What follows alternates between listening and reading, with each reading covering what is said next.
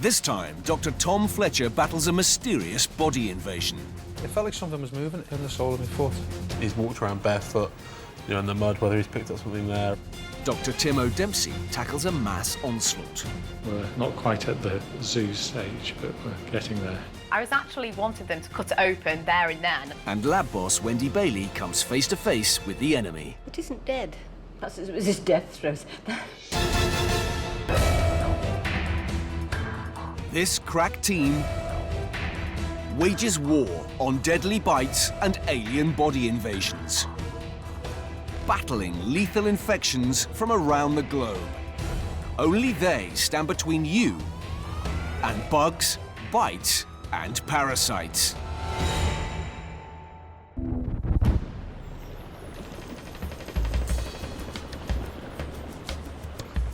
The Royal and the Liverpool School of Tropical Medicine are at the forefront of the global fight against parasitic invaders and infectious killer bugs. Do you know much about black widow spider bites? Dr. Tom Fletcher is on placement with the Tropical and Infectious Disease Unit at the Royal Liverpool as part of his specialist army medical training. Having served in Iraq and Afghanistan, he's well equipped to battle exotic bugs, whose identity can be a mystery.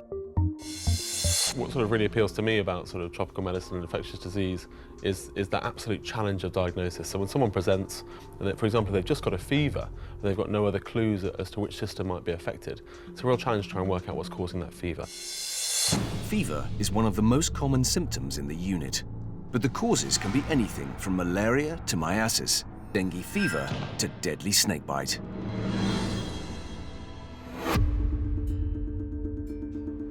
It's the late shift at the Royal, and Tom Fletcher is tackling an urgent admission. Hello there. Mr. Hello, Lewis, sir, you all right? Nice to meet you. How are you doing? And My you, name's sir? Dr. Fletcher. I'm one of the infectious disease registrars. OK, mate. How are you doing? Not so bad. Okay, so obviously I spoke to the nurse in the walking centre before. Yeah. But what I want to do is essentially start from scratch, really. Ask you all the same questions again, really. Then I'll examine you top to bottom, then we'll come up with a plan, OK? Yeah.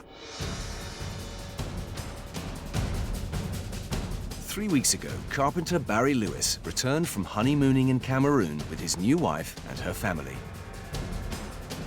But his holiday of a lifetime has put the 43-year-old in hospital with a severe stomach disorder and high temperature.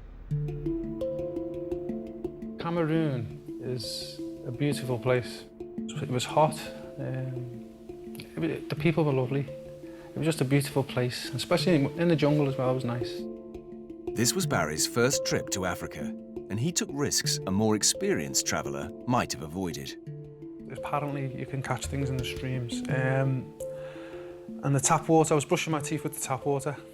I'm rinsing my mouth out, which I shouldn't have done, really. And then I was eating food. People cook it in the street, and you go past, and I was eating it from there. So I shouldn't have done that in hindsight. Barry was fine when he first returned home to Liverpool, but since then, he's developed an unwanted honeymoon souvenir. I come back and I felt okay, but then I just started feeling unwell in my stomach. OK. What was that with? Did you have diarrhea at that time or not? Or have you had diarrhea since then in the last 2 weeks? Last week was absolutely atrocious, man. I'll be plain about it. The diarrhea, when I first got it, it was horrendous. It was like water. And my stomach, every time I went to bed, my stomach went into a fight. And I was up and down all night, which is not nice. Barry has another, even more alarming symptom. When did this come up on your foot? Miraculously, overnight. So literally overnight from I went to bed with 2 little marks here, and it was infuriating me. Okay. I was scratching it right through the night, half asleep, and I woke up, and it's become like that. OK, so literally... It was literally an 2 overnight little thing. marks. Yeah. I thought it was odd. Like these 2 little lumps, and I thought, where did they come from? It felt like something was moving in the sole of my foot. So I was pretty fearful of that, actually. It could be a parasitic infection in his foot, an unusual bacteria that he's picked up from that environment. You know, even if you've got a penetrative larvae from, he's walked around barefoot, in the mud, whether he's picked up something there or he's picked up something from fresh water. It's a long way since to get that sudden onset of that lesion there. To establish what he's dealing with, Tom Fletcher orders tests. Okay. Thank you so much. Alrighty, so you'll be in for a bit of time for us to do all these tests and various... When you say Well, time? I mean, obviously this is quite nasty. We need to do a few urgent blood tests anyway, okay? Plus we need to exclude malaria, which will be at least 3 blood tests over the next 24 hours anyway. Okay. I think it'll be at least 48 hours. Okay, that's not too bad then. We'll probably get some pictures of that foot just there, okay? And we'll go from there. Thank you so much. Well, when the doctors talked to me, and I was left on my own, it did cross my mind about how vulnerable you are when you are abroad. You know, there was a slight moment where I thought the possibility of being fatal. Okay, so pop your hands down, flat by sides, okay? Then relax your tummy as best you can, okay? Tom Fletcher must act fast to discover what's turning worried Barry's guts to water and infecting his foot.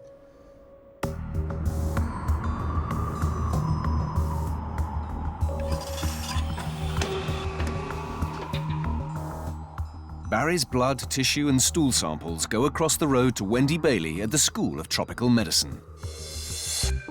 Wendy is head of the diagnostic lab and is on the front line of the hunt for invasive bugs and parasites. It'll be down to her to work out just what might be invading Dr. Fletcher's patient. The job itself is a bit like being a detective to some extent.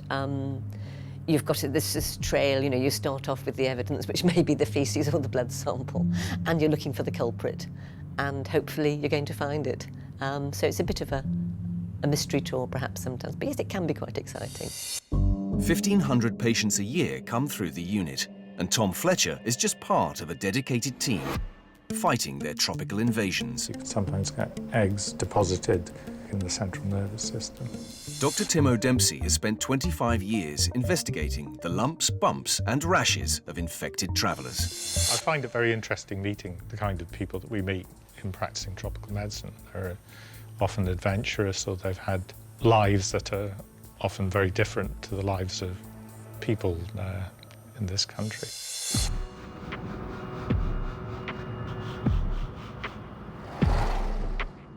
Tim Dempsey has a new patient, 28-year-old Emily Buckley.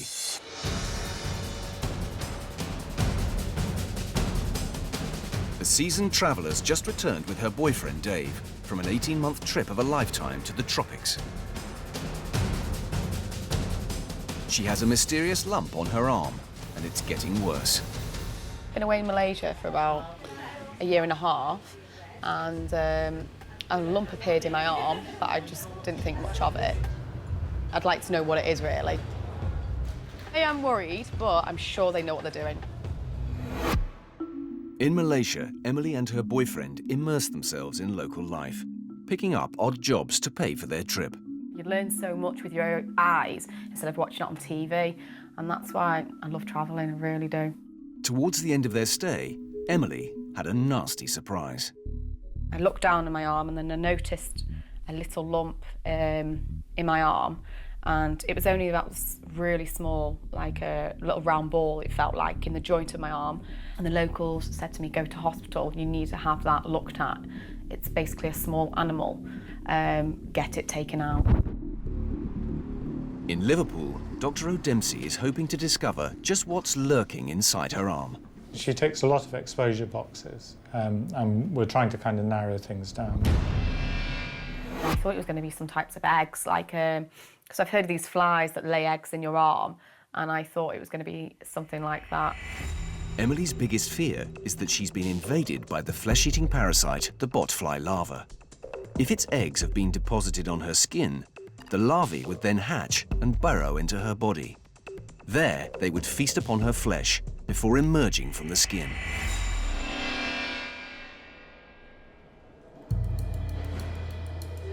Dr. Dempsey will subject Emily to a battery of tests on the hunt for the cause of the unexplained lesion.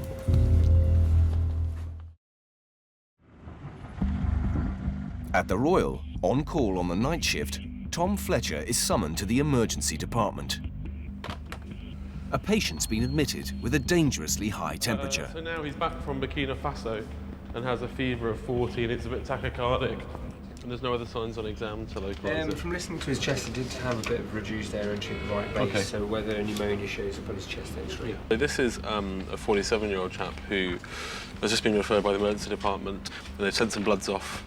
So that should be back in about 20 minutes. We'll go and see him now, get some more details, examine him, and then wait for his bloods to come back. All right. He hasn't had a chest X-ray yet, has he? No. Okay. Ivan Sevan has just returned from Burkina Faso, West Africa, where he risks life and limb working at a gold mine.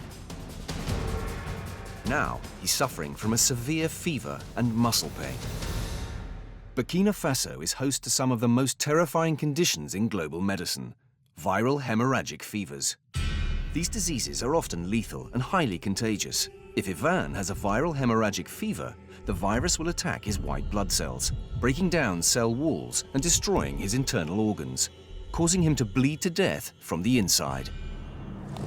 But anyone who comes in with a fever, really, from a country where they have viral hemorrhagic fever, and Burkina Faso, it's not endemic, but it's at risk, certainly, of viral hemorrhagic fevers, then therefore you just conduct a quick risk assessment.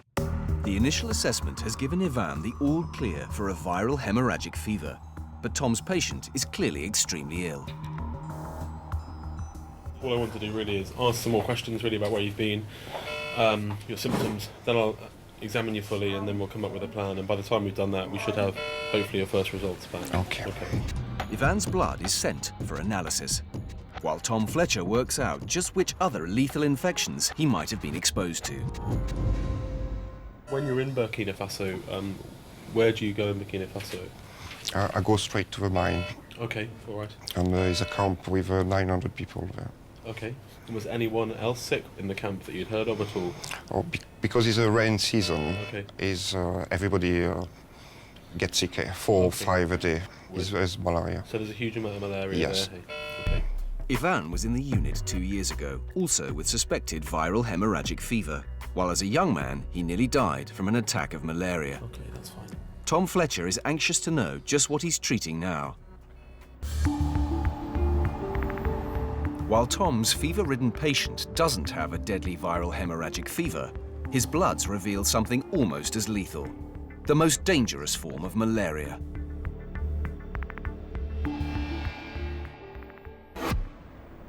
Okay, so good news.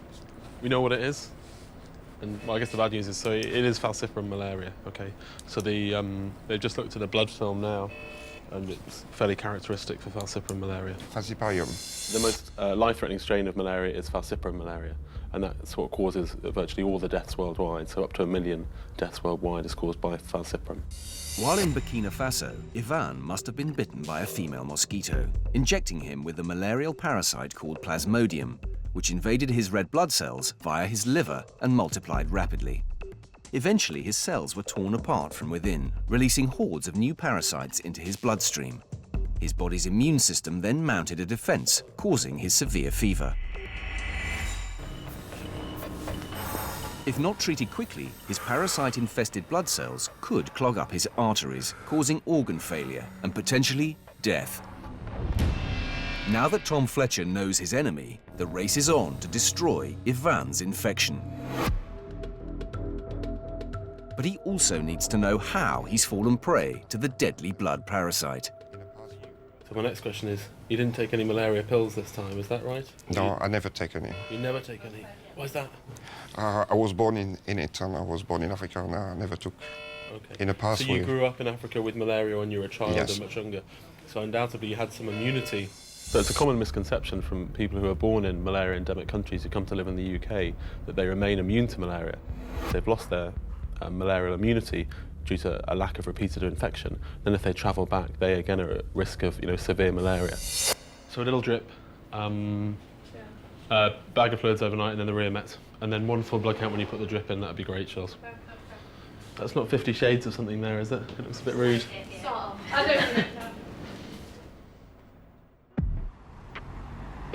In the Royal, Timo Dempsey is still working to identify what's behind the mystery lump that Emily Buckley has picked up backpacking in Malaysia. What I'd like to do is make a firm diagnosis based on evidence. At the moment, we don't have anything more than, well, the physical evidence of the lesion on Emily's arm. A vital part of Tim O'Dempsey's diagnostic detective work is building up a precise picture of just what Emily could have been exposed to and where.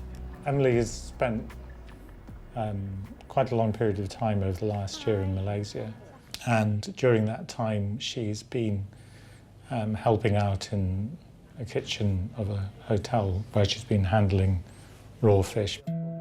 Dr. O'Dempsey suspects Emily may have been infected by a fish parasite. He's requested an urgent ultrasound to find out. Can you see this bright object there, which lying there? Is it that what we're looking for? The initial scan of Emily's arm is inconclusive, but Dr. O'Dempsey's search doesn't stop there. He's requested further scans of Emily's liver and gallbladder. Certain species have got a habit of wandering around. Certainly the parasite that may well be causing her problem with her arm obviously is a wandering parasite, and because of Emily's history it's possible that she's been exposed to more than one. Just take a deep breath in and hold your breath. That's good. So this is the gallbladder here, and within the gallbladder there's a white thing within it. It's quite long, isn't it? It's not like a typical gallstone or something like that. We assume that this is what we're looking for, because it doesn't look like any gallstone, and she's quite young for a gallstone, so and she's quite healthy, so we don't expect gallstone in this age. So we assume that this is what we're suspecting. Which is? Some kind of parasite. I don't know, to be honest, but my parasite expert colleagues will know better. They can tell you better. Dr. O'Dempsey's suspicions have proved correct. The scan of Emily's gallbladder shows clear signs of a parasite. Precisely what parasite and the cause of the lump in her arm remains to be determined. Up on the ward, Tom Fletcher has another emergency admission. 25-year-old Kafilata Rimu recently returned from visiting family in Nigeria. She's tested positive for malaria. It's not the first time she's had it. She's actually, interestingly, having just quickly said hello to her, been in with us last year with malaria, and then turned up at the Women's Hospital today having been unwell with a fever for about a day. Same thing happened last year. So when they took the blood, I was just like praying in my mind that, oh, let it not be like, let them not find malaria parasite. When did you get unwell? You got unwell about just today? Today. Or? Okay, so you today. felt absolutely fine yesterday, did you? Yeah, even this morning I was fine. Okay. Until I went to the GP, and as I was coming back home, I just started shivering on the road. My breathing was getting heavy, it was fast, and I was vomiting. Okay. My bones were paining me. She remembered from last year that she had fever, she had this aches in her bones that she describes, and wondered herself, could this be malaria? And so she's been unwell for a day, so it's probably caught pretty early. For Kafilat, there's a dangerous complication, one that might have had tragic consequences last time she was here. Were you pregnant at the time as well? At that time, very early pregnancy, yeah, I think, pregnancy. as well. Okay. But I lost it anyway. Okay, I'm sorry about that. She had an early pregnancy and a miscarriage last time. We can't say whether that was down to the malaria she had or not, but certainly it increases your risk of severe disease in the mother, and also your risk of spontaneous abortion and of low birth weight babies. And then it increases your neonatal risk after you've been born, often when you're in an endemic country. So yes, it is more severe if you're pregnant and have malaria. And then, but you found out you're pregnant? Again. Again? Yeah. Yes. All right. And how many weeks pregnant are you now? 15 weeks. 15 weeks. Yeah. And when did you find out? July. July, okay, Yeah. so you've known for a bit of time. Yeah. It's better to be safe than sorry. Yeah, no, very true. And I was pregnant last year as well, Okay. and something happened, and I don't want anything to happen. Sure. It's a bit of deja vu, really. So your blood test that they've sent over from the women's, okay, does show that there is some malaria there, okay? So you've looked under the microscope to try and work out there's different types of malaria, okay? And it doesn't look like it's the one that you had last time, which is the one that we worry about most, okay? It looks like it's a different type of malaria, okay? Which is better because often you don't get as sick with this type of malaria. Okay. Tom Fletcher is keen to establish how Kafilat has become infected for the second time in 12 months. And when you were there, did you take any anti-malarial sort of Yeah, I took Fansida. Okay, for how long did you take it? Was that just a short time or? Yeah, a short time. I think I took it for about a month. Then I stopped. Okay. But then haven't taken anything for the last 3 months? No. Did you get bitten by mosquitoes whilst you were there very much? Sure. Okay, quite a lot? Yeah. And did you use a bed net in terms of sleep under nets when you were there? Not really? No. Okay. Most of the malaria cases come from Nigeria back into the UK, and most of them are exactly what she's done. They've gone home to visit friends and family, or for various reasons, haven't taken malaria chemoprophylaxis, then bring malaria back into the UK. So it's pretty common.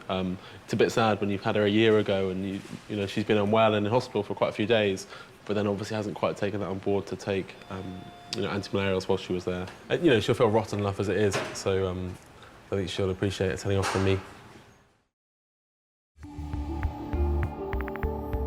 It's another busy shift for the team at the Royal Liverpool, where Dr. Tim O'Dempsey and Dr. Tom Fletcher are battling life-threatening tropical diseases. Backpacker Emily Buckley has returned to the hospital. She fears a tropical parasite has wormed its way into her arm. I was actually wanted them to cut it open there and then, and that's what I thought they were going to do.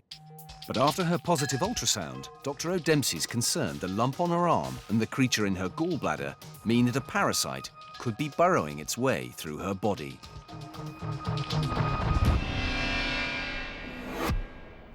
What was mainly bothering her about her was that it increased in size. It seemed to be moving. At a case review, the doctor reveals what he thinks might be the parasite causing Emily's infection. Because of the exposure history, first of all, I was wondering whether this could be a migratory fluke, for example.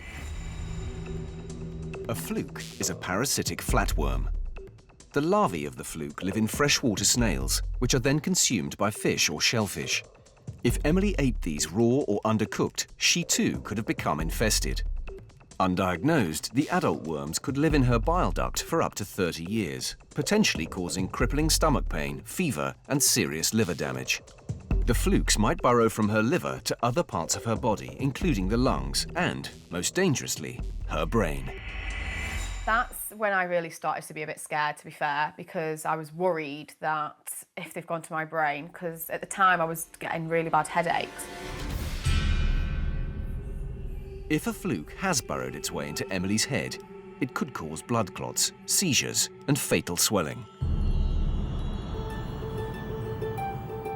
Dr. O'Dempsey wastes no time in ordering an MRI scan to see if Emily has this life-threatening condition. Just go round to the right, when Dr. O'Dempsey said, you're going to have to MRI scan, I thought, what's an MRI? Why do I have to have an MRI scan? And he said, because you may have some on the brain. And that is when I started to feel a bit, oh no. And from a neurological point of view, it was important to make sure there weren't any flukes in her brain, because that would have been an important consideration when it came to treatment. Just want to have a seat in there. Yeah.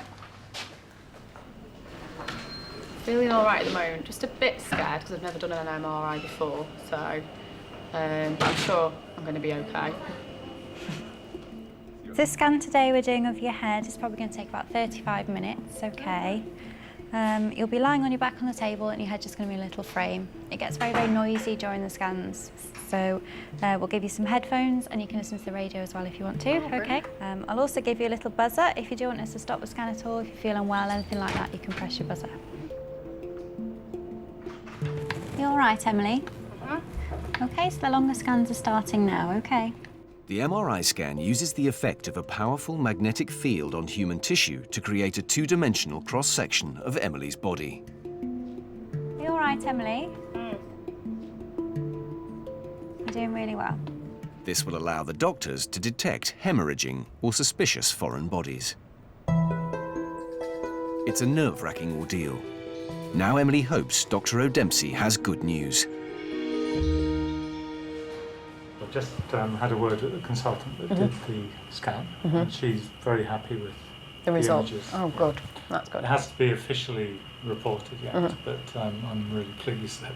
Yes, they haven't gone to the brain. Yeah, Okay. that's good. Dr. Dempsey came to me with a smile on his face and said, I'm pleased to tell you, you have no flukes on the brain. So I was so relieved. The brain scan is negative, but Emily's arm is still causing her problems. Dr. O'Dempsey's determined to find exactly what parasite is behind it, so he orders additional stool samples. So we're examining stool specimens to see if there are any eggs in the stool, because these parasites produce eggs once they mature, and that's one way of making a diagnosis. Emily's stool samples have been sent to Wendy Bailey. Her lab work delivers a bombshell. A liver fluke might not be the only parasite that set up home in Emily's body. We had a fresh specimen this morning, and we've done one test on it. I want to do a culture on it, which needs more specimen, because I have found a little egg in there, which is probably an incidental finding. It's probably not the cause of our immediate problems, but I would just like to do another test, because it's a parasite that we can see the egg, but I want to confirm something. It's be 5 minutes. Just as Emily is about to leave the hospital, Tim O'Dempsey receives a phone call from the lab. We need another specimen from. Yeah. We're looking for lots and lots of different parasites. And she found some eggs from a particular parasite, which it's a different one. Oh my God! I have a few parasites inside me. So what we want to do is just get another specimen. Right, okay. Okay, so I need to go to the toilet. This is the 4th time I've been here. Stool samples are very important. Patients don't always realise this. I mean, let's put it bluntly, the amount of poo they might produce in a day and the actual small volume they might give to us may be inadequate sometimes to actually find what we're looking for. Ah, that's interesting. It isn't dead. Perhaps it was his death throes.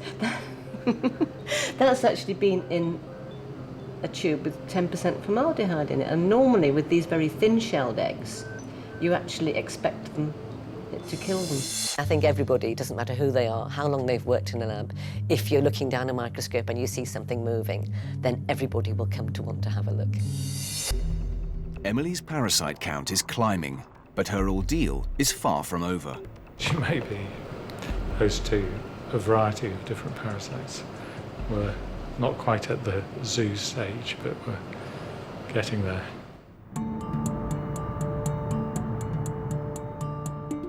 Hello, Doc. Morning, how are you? I'm not so bad, not so bad. Dr. O'Dempsey has just received results from Wendy's lab for another recent admission. Barry Lewis came in with severe diarrhea and fever.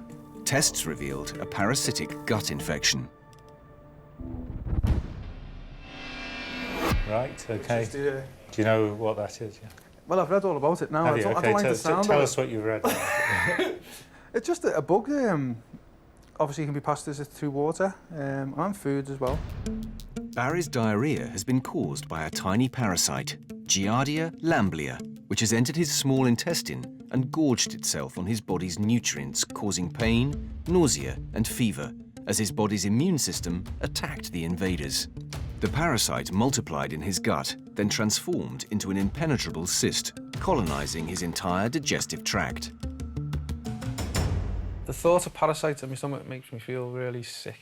It's like an invasion of the body snatchers. It's not very nice. Not very nice. No. I dislike that a lot. It seems Barry, like Emily, has not one, but 2 different parasitic infections. The infection up the leg's gone down, so it's. I feel pretty good now. Yeah. So they took some samples yesterday evening, didn't they? yeah, she did. And she said she'll obviously see what they were. Yeah. We wondered whether this could be due to a parasite. Yes. It's a condition called cutaneous larva migrans, and that's caused by a parasite that normally infects dogs or cats. Dr. O'Dempsey suspects Barry's infection may be caused by the parasitic larvae of the hookworm. Although they normally live in cats' and dogs' guts, it's possible they burrowed into Barry's foot after contact with soil contaminated with infected feces. Known as cutaneous larva migrans, in humans it can cause painful and intense itching. The plan is for you to stay on the antiviral medicine, Yes. okay, to finish your course of antibiotics as well.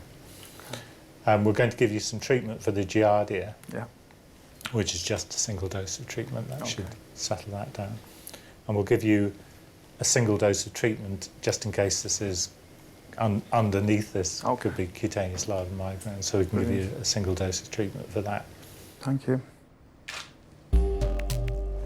With medication sorted, a quick record of Barry's foot is taken for the hospital's library of rare and severe conditions.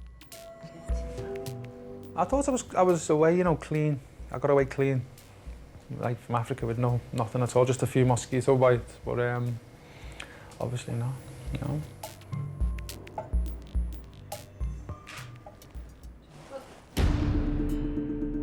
Tom Fletcher's pregnant patient, Rimu, has contracted a second bout of malaria after failing to take preventative measures on a recent trip to Nigeria. Even now, she's been reluctant to follow doctor's orders. Yesterday, I felt terrible because I was itchy all over, and I was like, I'm not going to take my medicine because I didn't get much sleep, and the itching is getting worse, and I'm not taking my medicine. So the doctor now came and like, oh, you've got to take it because of the baby inside of you. You've got to get well. It was fine, so I took it. And this morning, I asked them for my medicine, and they come give it to me. So I took it, and it was fine. Her change of heart is a relief for the team treating her and her unborn baby. Cathilat's not Tom Fletcher's only patient with a relaxed attitude to malaria. 2 days after his emergency admission with a fever of 105 and a heart rate of 140, Ivan Savin is also being discharged. Tom's hoping his boss, consultant Dr. Alistair Miller, can ram home the anti-malarial message. Hi there. Morning. Morning. Bonjour. Mr. Savin, Ivan Savin, is it? Yes. Hi. And how long is it until you're going back to West Africa? I'm going in about less than 2 weeks. In 2 weeks' time. It's probably sensible to take something to stop you getting or reduce the... I mean, nothing's perfect. Nothing will give you a 100% guarantee of stopping getting it, but it's probably worth having something that would reduce the risk of you getting malaria. Because otherwise you're going to probably end up with another attack of malaria. You can only educate people and then they make their own decisions. And, you know, obviously we quite like looking after them, but in the same way we'd be happier if people took all their medication and didn't, you know, get sick with malaria. Thanks to a fast diagnosis, Ivan is discharged fit and well after 3 days. Everything went nicely because malaria falciparium is quite very dangerous, and I'm glad they spotted it straight away. Timo Dempsey's patient, Emily Buckley, is on her 4th visit to Liverpool. OK, do you want to come along and I'll just explain what the latest piece of information is? OK. As well as a liver fluke, the diagnostic lab has identified the presence of at least one other parasite. We're kind of looking for all sorts of things, and this is one of the things that we were looking for, among others, in your stool. It's a thing called strongyloides. Strongyloides is a parasitic roundworm, similar to a hookworm. If Emily's infected, the worm might have burrowed into her gut. There, the female would have molted before threading itself in and out of the lining of her small bowel, causing inflammation. It's spread by contact with contaminated soil and infected fecal matter. Strongyloides can cause inflammation, tissue damage, and respiratory problems. In patients with weakened immune systems, infection circulates rapidly through the vital organs, causing the potentially deadly hyperinfection syndrome. The parasite starts to multiply and become invasive and invades the body tissues, carrying with it gram-negative organisms, that's bacteria from the gut. So you can end up with this syndrome, which includes sepsis, septicemia, as well as a proliferation of these parasites through the tissues, and that can be fatal. Emily is pretty certain how she was infected. When I found out strongyloides came from dirt and obviously from faeces, I was thinking, and in my head, I thought it might have something to do with Jambu the monkey. For the last 8 months of her trip, Emily cared for Jambu, a pet pigtail macaque, day in, day out. In the day, I would get up with her in the daily routine and first of all feed her. So she'd loved everything. Fish, she liked to fish a lot, crabs. I used to wash her with warm water and put her in our room. She'd have a sleep on me in the afternoons. She's a monkey, she poos everywhere, and you know, you by accident, you can touch it at some point. So in the back of my head, it was thinking that I thought, I'm surprised I haven't got any types of parasites from her, but obviously I have. Emily now has to come to terms with multiple invasions. So the most likely thing in your gallbladder is a fluke. Yeah. We've got evidence of another type of parasite in your gut, Yeah. which is strongyloides. And who knows what else is in it, quite frankly. There may be other parasites that... but this is still a mystery of what this is, yeah? So we won't know for sure what this is until Wednesday. we get it out. Oh, right. Put the thing in the arm. I'm hoping that we'll be able to remove it, because then we'll be able to see what it is. And then you Can I treat the see gallbladder? The one in the gallbladder, rather than trying to capture it live, which might be very spectacular for everybody, it may not be in your best interest for us to do that. So Right, okay. what we'll most likely do is treat you for that. Timo Dempsey prescribes a cocktail of drugs for the fluke in Emily's gallbladder and the roundworm in her gut. But the drugs won't get rid of the lesion on her arm.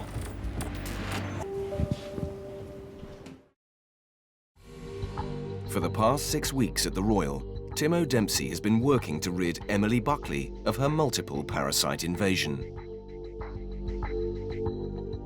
It's taken 4 stool samples, 3 ultrasounds, 1 MRI, and an array of anti-parasitic drugs to battle the worm in her gut and hopefully destroy the fluke in her gallbladder. There's still some kind of stuff inside the gallbladder, sort of like debris, like almost like stuff in the bottom of the gallbladder, so maybe it's breaking down. Right, okay. Yeah, that's what he said. Yeah. Disintegrating. That's Disintegrating. it, it doesn't look like an actual like... long worm. Exactly. Yeah, so what will happen is, our doctors will review everything that you've been doing, and they will make the final sort of diagnosis and the report on it. Okay? Yeah, There you thank go. you. Just use that tissue, wait for Jella. And I asked her, have you found anything? And she said, no, it's okay. There's little bits of the parasite. So I was so relieved to know that that parasite's gone. The ultrasound confirms that the gallbladder fluke has been destroyed.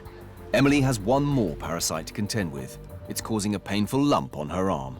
So what's been happening? Yeah, so it came about Thursday night and I could feel it started to really hurt.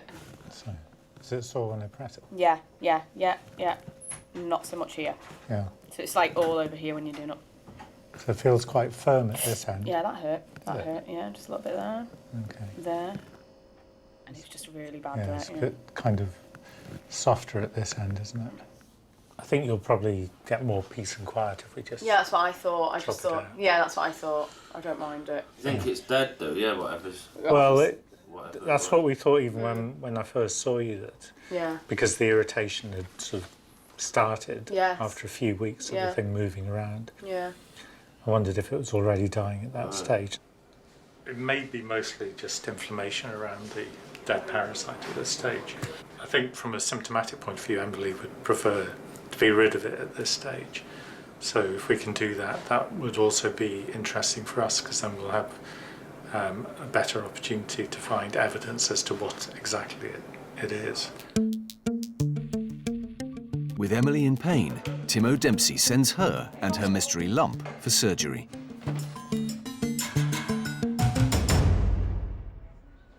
I'm hungry, I'm thirsty, and I'm just ready for this to be done. We'll have a look at it and then we'll decide what we need to do, okay? But we're almost certainly just going to cut the piece of skin away, is that okay? Yeah. Happy enough? The patient's just going to sleep and we're going to remove the scar. What we're going to find underneath the skin, that could be quite interesting because it's not something that we see all the time. So as I say, I hope it's not a 1 metre worm that we're going to pull out of her arm, but, but we'll find out very quickly.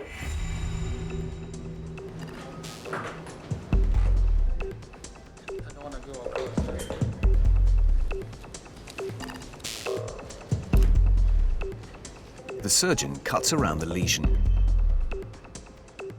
removes the scar tissue and examines it for foreign bodies. There's something there, I think. Yeah. We'll get it out and I'll put it on the table. There you go. So that's the skin with the underlying fat. It is a bit thread-like, but I can't just for definite say there's a worm in there, really. Unfortunately, nothing on that one. No, I think